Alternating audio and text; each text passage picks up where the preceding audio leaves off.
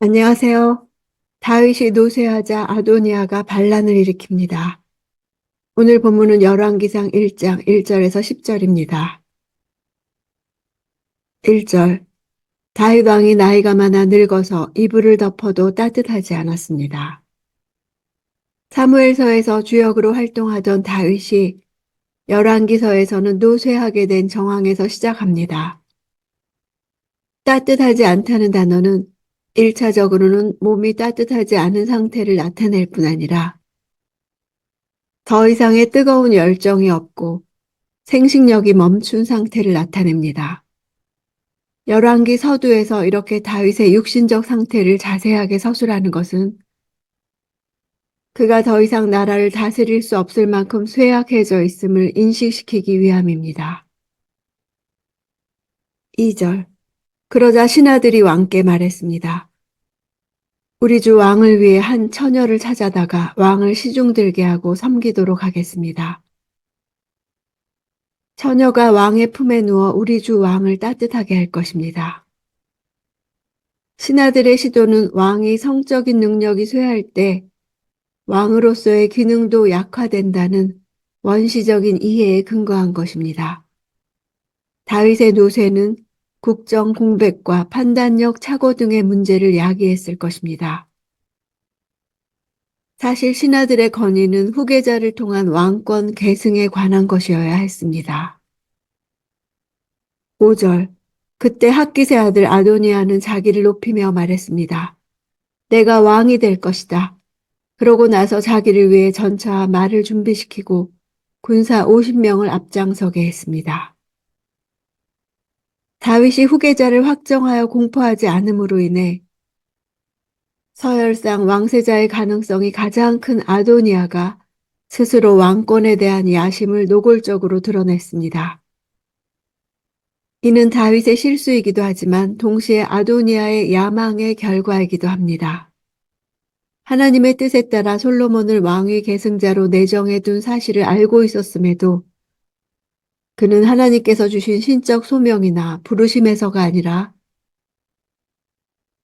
권력에 대한 탐욕으로 스스로 왕이 되겠다고 결심했던 것입니다. 자기를 높이며 라는 단어에서 나타난 아도니아의 교만은 장자로서의 권리와 남보다 뛰어난 외모로 인한 인간적 자신감에서 비롯되었습니다. 아도니아의 반역 준비와 과정은 압살롬 때와 유사합니다. 전차하는 복수형으로 여러 대를 준비한 것으로 보입니다.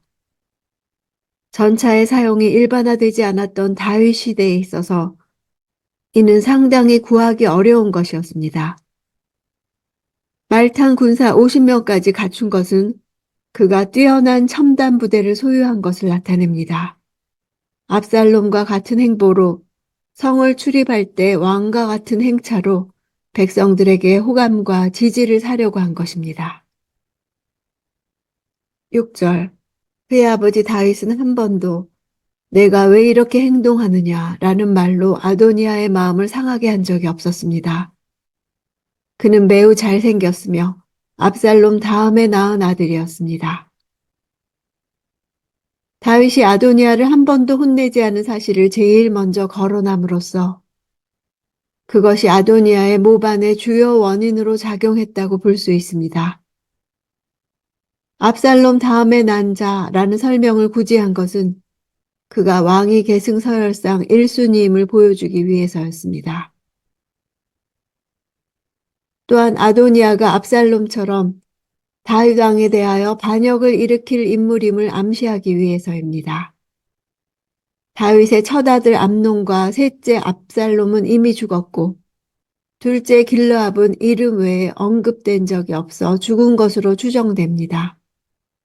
매우 잘생겼다는 표현은 남들보다 뛰어난 외모를 가졌음을 보여주나 탁월한 외적 아름다움만을 언급할 뿐 그의 내적인 특성에 대해서는 전혀 언급하지 않으므로 그가 내적 조건으로 볼 때는 왕이 될 만한 자격이 없음을 암시합니다. 7절. 아도니아는 스루야의 아들 요압과 제사장 아비아달과 의논했는데 이들은 아도니아를 따르며 지지했습니다. 다윗이 통치하던 통일왕국 시대 초기에는 한 왕이 죽고 난 뒤 왕위를 계승할 자가 어떤 기준에 의해 선택되는지 자세한 기준이 서 있지 않았습니다. 왕의 장자가 왕위를 이어받는 것인지, 왕이 지정하는 자가 왕위를 이어받게 되는지 들에 관해 명시화되어 있지 않았습니다. 그러므로 다윗이 후임자를 선택하는 방법은 미래의 왕위 계승 방법을 위한 하나의 모본이 되게 되었습니다. 이 시점에서 아도니아를 추종하던 자들은 다윗 왕의 생존한 아들 중 장자로 간주되는 아도니아가 왕위를 계승하는 것을 당연하게 여겼고, 밧세바와 선지자 나단은 왕의 선택권이 더 중요하다고 간주하고 있었습니다. 아도니아는 군부 세력을 대표할 수 있는 요압과 종교 세력을 대표할 수 있는 아비아다를 포섭하여 반역을 도모했습니다.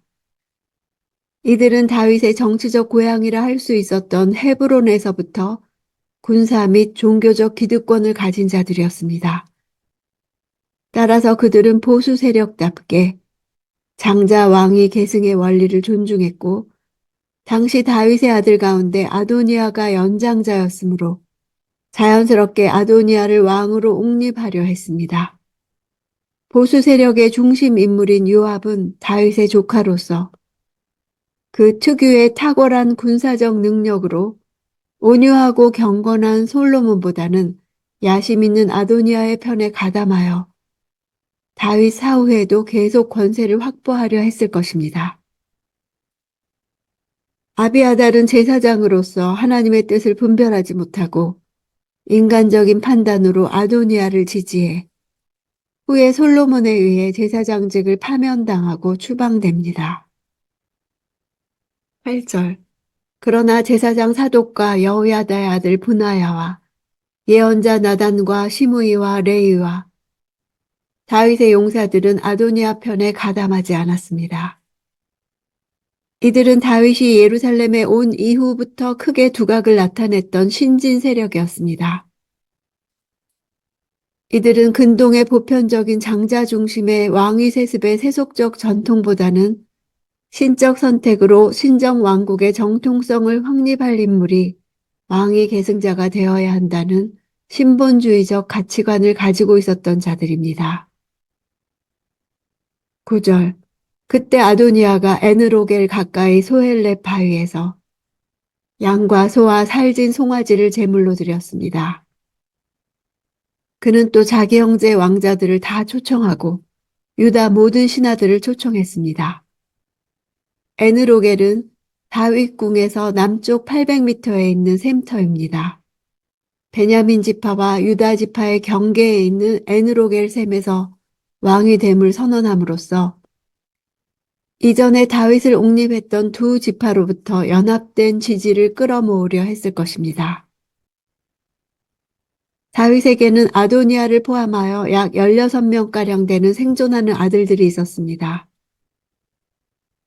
유다 모든 신하들이란 유다 지파 출신의 고급 관료들을 의미합니다. 압살롬의 반역을 진압한 후 예루살렘으로 황궁할 때 유다 지파가 주도적인 역할을 했고 이후 왕권을 회복하며 등용했던 유다 지파 출신의 관료들이었을 것입니다. 이들이 아도니아를 지지했다는 사실은 왕권 계승의 문제에 있어서 하나님의 뜻을 구하기보다는 고대 근동에서 일반적으로 행해지던 대로 왕자 중 서열이 높은 아도니아를 왕으로 세우려 했던 것입니다. 그런 의미에서 지도층 사이에서 솔로몬을 선택하느냐, 아도니아를 선택하느냐의 문제는 단순한 정치적 선택이 아닌 신앙적 선택의 문제였습니다. 그러므로 아도니아의 반역 사건은 결과적으로 솔로몬에게 구시대의 세력을 효과적으로 제압하고 새로운 인재를 등용하며 나라의 기틀을 바로잡고 제도 정비를 하는 데 결정적 도움이 되었다고 볼 수 있습니다. 10절. 그러나 아도니아는 예언자 나단과 브나야와 용사들과 동생 솔로몬은 초청하지 않았습니다. 솔로몬과 그 측근들만 초대해서 제외된 것을 보면 아도니아는 왕위 계승에 대한 부친 다윗의 생각을 잘 알고 있었음에도 불구하고 이를 거역하고 자신이 스스로 즉위식을 거행하여 왕이 되려 했음을 보여줍니다.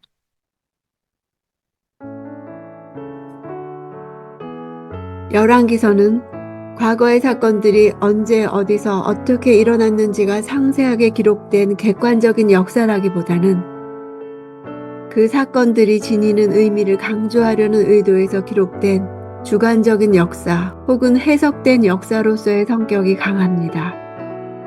즉 저자의 주관에 의해 기록된 신학적 역사입니다. 나의 인생 역시 동일합니다. 내 인생은 사건들의 연속이 아닙니다. 지으신 분의 의도가 있는 삶입니다. 내가 오늘 왜 이렇게 살고 있는가 하는 질문에 답을 할 수 있을 때 비로소 나에게 미래가 있는가 하는 질문에 답을 할 수 있습니다. 어제의 과거가 오늘 나의 현재를 결정했듯 오늘 나의 삶이 내일의 나의 미래를 결정할 것입니다.